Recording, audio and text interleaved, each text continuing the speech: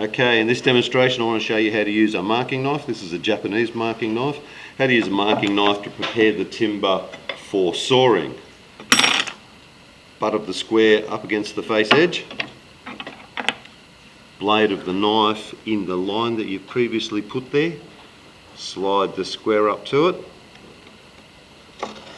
Mark the timber, across the timber. What we're doing is we're severing the fibres so that when we start sawing we've got a nice crisp edge to cut to. Use a chisel, 20mm chisel or 18mm chisel is pretty good. Wiggle, wiggle, wiggle, cut a step into the timber.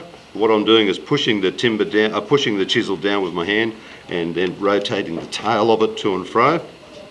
And what that does is lifts up a piece of wood that you can flick out with your hand or your fingernail. Go over it with the square again. You notice when I'm finished I put the tools back in the tool well so they're not taking up the workbench area. And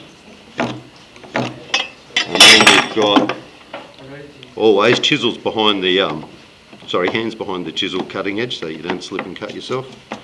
Then we've got a nice little groove along there that we can put the tenon saw in and start to saw.